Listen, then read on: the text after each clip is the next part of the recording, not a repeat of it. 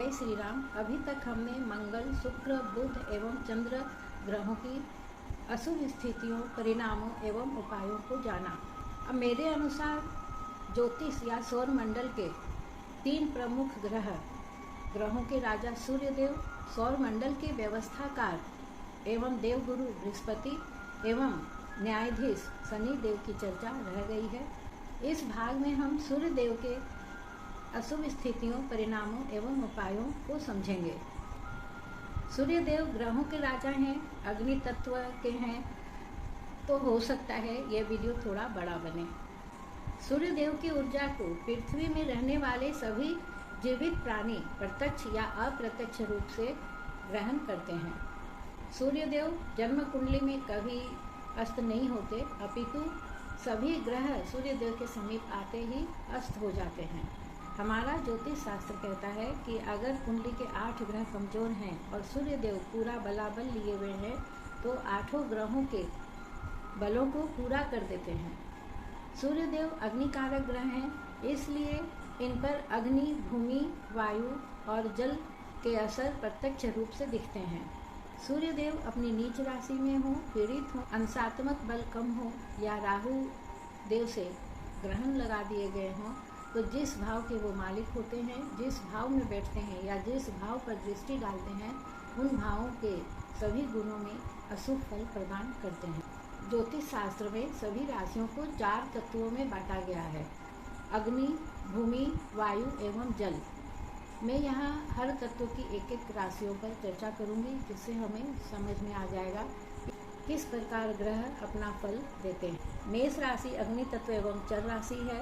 मेष राशि के जातकों में ऊर्जा एवं हमेशा कुछ न कुछ करने की ललक बनी रहती है। मेष लगन कुंडली में सूर्यदेव सबसे अति कारक ग्रह होते हैं। अब सप्तम भाव में नीच के होकर बैठ गए हैं, उदासीन हो गए हैं, तो लग्न के एवं सप्तम भाव के फलों में कमी लाएंगे। 7वीं दृष्टि लग्न भाव पर पड़ रही है, तो हो सकता है जातक सुंदर होगा पर आत्मविश्वास, निर्णय लेने इत्यादि में कमी आएगी। दाम्पत्य जीवन में भी मनमुटाव रहेगा, बिजनेस पार्टनर से संबंध बिगड़ेगा और पंचम भाव के मालिक हैं तो पुत्र से भी अनबन होगा, शिक्षा अधूरी रहेगी और मंत्रोच्चारण में त्रुटि आएगी। अगर मंगल देव पीड़ित हो गए या अंश बल में कम हो गए तो सभी भाव के फल बहुत अशुभ ही मिलेंगे। वृषभ राशि भूमि तत्व एवं स्थिर राशि है। इस राशि के जातक कर्मठ, प्रकृति प्रेमी, किसान पर बोरिंग एवं नीरस होते हैं। षष्ठ भाव में बैठकर नीच के हो गए, रोग, रिपु, ऋण सभी चीज में जातक को अशुभ फल प्राप्त होगा। हाँ, शत्रु से नहीं डरेंगे। चतुर्थ भाव के मालिक हैं, माता से अनबन होगा, घर बनाने में बहुत अवरोध उत्पन्न होगा, पैसे भी बहुत लग जाएंगे और घर भी बनना मुश्किल हो जाएगा। षष्ठ भाव में बैठकर वो 12वें भाव को, खर्च के घर को देख रहे हैं, जिससे जातक का मन विचलित हो जाएगा, क्योंकि वो थोड़ा कंजूस प्रवृत्ति का है और व्यय भाव पर दृष्टि पड़ने से हॉस्पिटल, कोर्ट कचहरी इत्यादि में खर्चा करवाएंगे।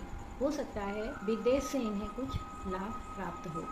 काल पुरुष कुंडली अनुसार पैरों में दर्द, आंतड़ियों एवं गुर्दे रोग की संभावना हो सकती है। मिथुन राशि वायु तत्व एवं द्विस्वभाव राशि है। अब मिथुन राशि के जातक वायु तत्व के होने से उतना काम नहीं कर पाते जितना सूर्य की ऊर्जा मिलने से कर पाते, क्योंकि सूर्यदेव पंचम भाव में नीच के होकर बैठ गए हैं और उदासीन हो गए हैं। संतान होने में तकलीफ होगी, संतान से तकलीफ हो, शिक्षा धर्म में अरुचि, छोटे भाई बहनों से मनमुटाव, श्वास नली में तकलीफ। पंचम भाव से लाभ भाव पर दृष्टि पड़ेगी, तो हो सकता है बड़े भाई बहनों से कुछ लाभ हो और छोटी मोटी यात्रा कर कर भी लाभ प्राप्त कर सकते हैं। कर्क राशि जल तत्व एवं चर राशि है। यह सूर्य की मित्र चंद्रमा की राशि है। अगर हम तत्कालीन मैत्री कुंडली में देखेंगे तो उस अनुसार इन्हें फल मिलेगा। मैंने मेरे सप्तम भाग में ग्रहों की मित्रता एवं शत्रुता को बताया है। जल अग्नि को बुझा देती है या शांत कर देती है। द्वितीय भाव के मालिक हैं और बैठ गए हैं चतुर्थ भाव में। चतुर्थ भाव सुख का भाव होता है, तो सभी सुखों में कमी आएगी। सप्तम दृष्टि से आयु भाव को देख रहे हैं। आयु में तो वृद्धि करेंगे पर कुछ ना कुछ रोग शरीर में लगा रहेगा।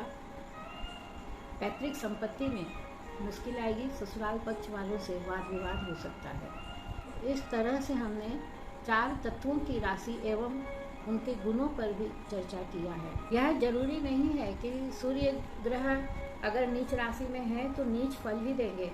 अगर इनका नीच भंग हो जाता है, जातक की कुंडली में सबसे योग कारक ग्रह बन जाते हैं। बहुत सी कुंडलियों में देखा गया है नीच भंग होने से जातक को कहाँ से कहाँ पहुँचा दिया इन्होंने। अगर कुंडली में पीड़ित अवस्था में है और शुभ ग्रह की दृष्टि पड़ जाती है, अशुभ फल देने में कमी लाते हैं। कोई भी ग्रह अपनी दशा, अंतरदशा या गोचर में अपना शुभ अशुभ फल देते हैं। सूर्य देव की शांति के लिए आदित्य स्तोत्र का पाठ करना चाहिए। ओम सूर्याय नमः का जाप करने से भी लाभ मिलता है।